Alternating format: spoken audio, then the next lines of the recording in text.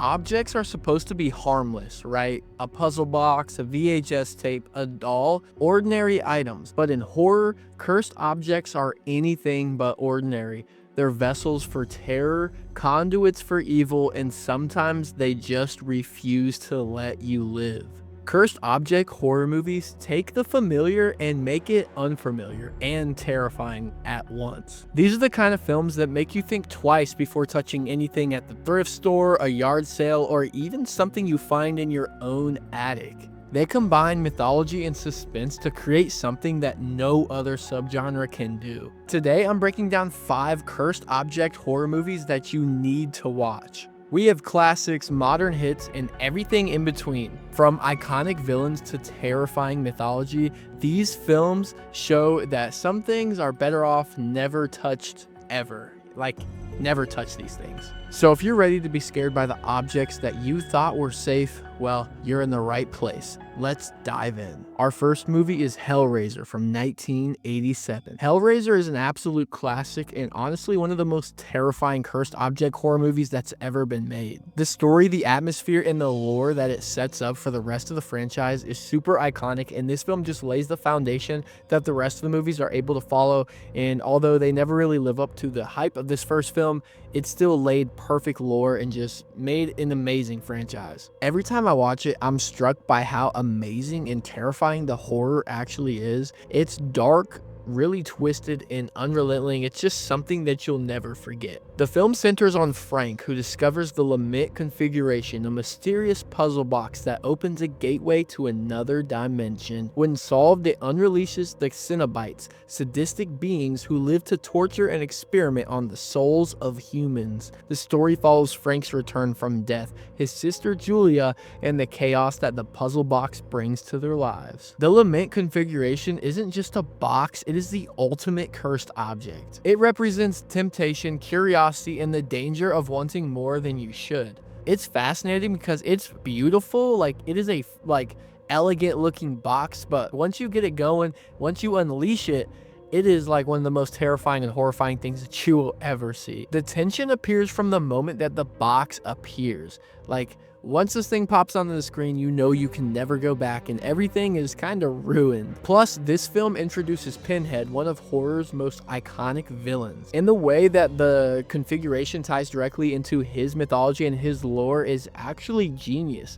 And I know you guys have seen Pinhead. You'll see him, walking around on Halloween, kids trick-or-treating in Pinhead. Pinhead's everywhere, one of, like I said, horror's most iconic villains, which is super cool to finally see him if you've never seen this movie before. This movie isn't just about scares, it's about creating a universe and kind of a whole nother world where cursed objects or objects in general can really ruin your life if messed with incorrectly. Fun fact, the Lament Configuration was inspired by a fascination with geometric puzzles and the idea of forbidden knowledge. The puzzle box prop used in the original film has become a collector's item, and its design is so iconic that it's instantly recognizable even to people who haven't seen the movie. You can currently find Hellraiser on Tubi, Prime, and Plex, all for free. Our second movie is The Ring from 2002. The Ring is a modern horror film, or not so modern anymore, that introduced the world into terrifying cursed media. And if you're like me and haven't seen the original Japanese version, which I know I need to do,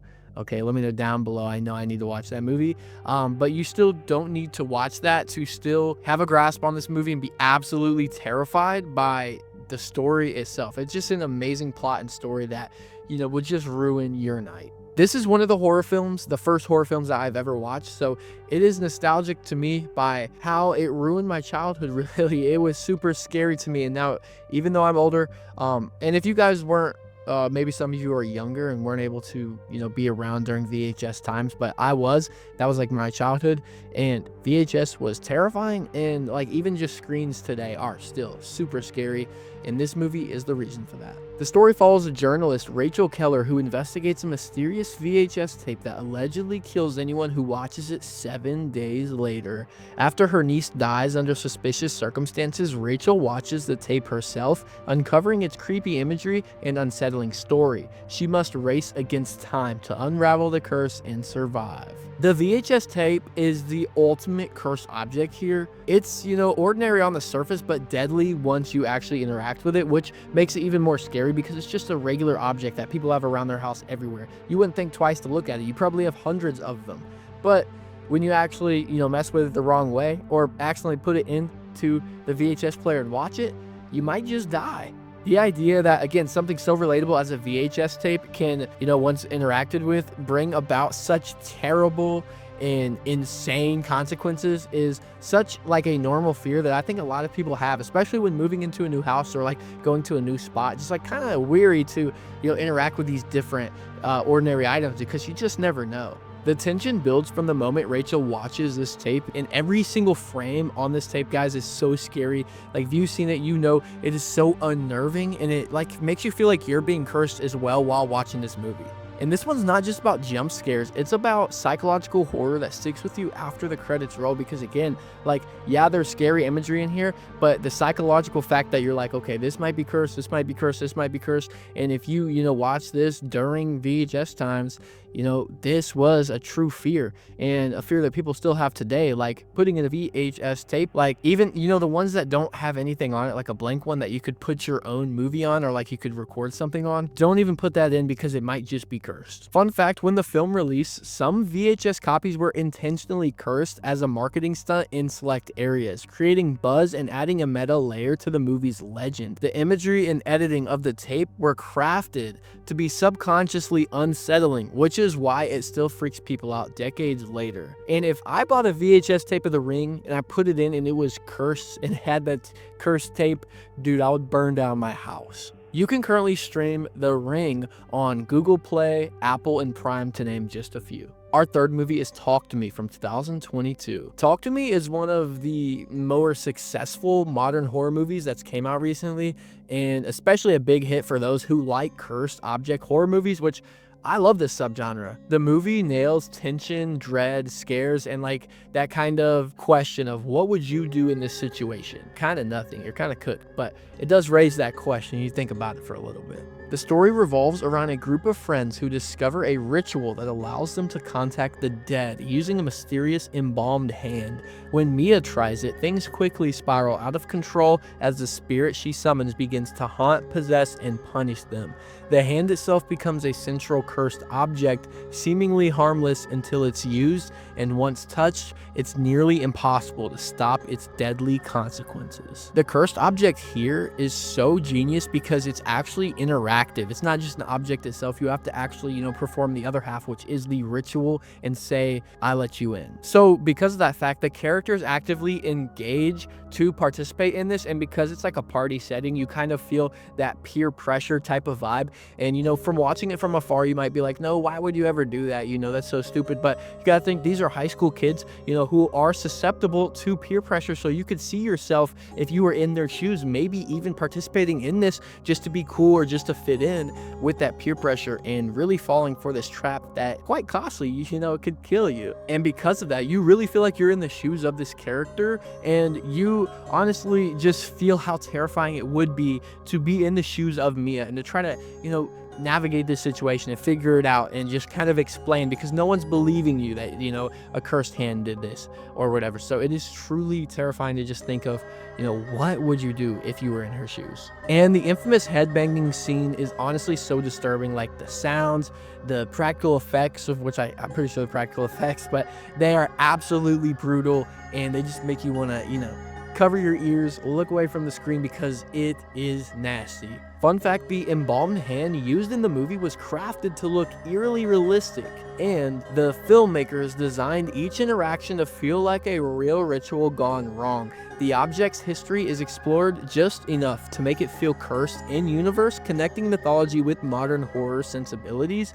The approach makes it one of the most effective cursed object films of the last 10 years. You can finally stream Talk to Me for free on Tubi, Pluto, and Zumo, so go check it out. Our fourth movie is Evil Dead from 2013. This is a raw, intense reboot that takes the same formula from that 1981 film and cranks it up to about 11. The Necronomicon Ex Mortis, or the Book of the Dead, which is the cursed object of this film, is so disgusting and scary at the same time, and just touching it can release pure evil. The movie follows a group of friends who head to a remote cabin where they find the Necronomicon and tape recording detailing the ancient incantations. Once read aloud, the book's curse awakens demonic forces that possess and attack the group one by one. Unlike some cursed object films, the Necronomicon doesn't haunt, it actively tortures and manipulates, turning friends into killers against their will. This cursed object is terrifying because it's both intelligent and relentless. It feels like it actually wants to kill, and that is its goal. Like, it feels like it's personified as a person.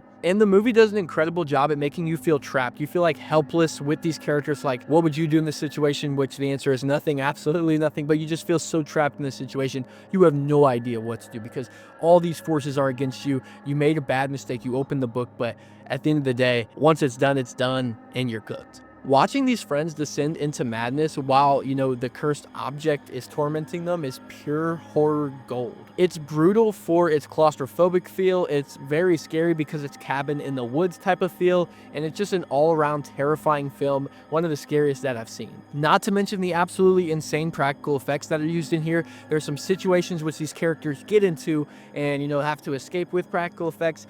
Blood everywhere, gore, pure rated R, absolutely insane.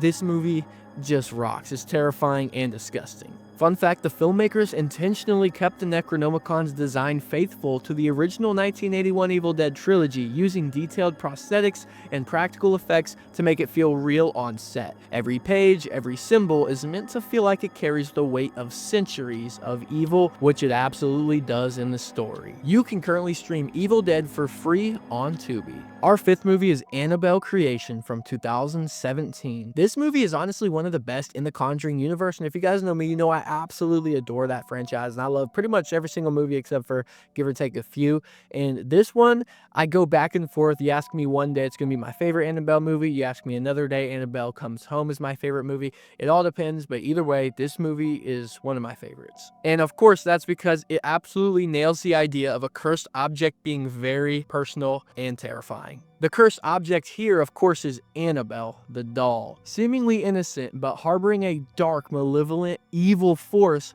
that manipulates everyone around it and brings about all types of nasty spirits. The story centers on a doll maker and his wife who lose their daughter tragically. Years later, they take on a group of orphan girls, and one of the girls unknowingly awakens the evil inside Annabelle. The doll doesn't just scare, it plots, it tricks, and it corrupts those around it, feeding off fear and exploiting the girl's vulnerabilities. Every small movement or shadow in the film becomes a potential threat, showing how a cursed object doesn't need to move a lot to terrify. Annabelle works great as a cursed object because she is so terrifying looking and based off a true story. If you know the real events of, the Annabelle doll, although it doesn't look the same, honestly, it looks scarier in the movies.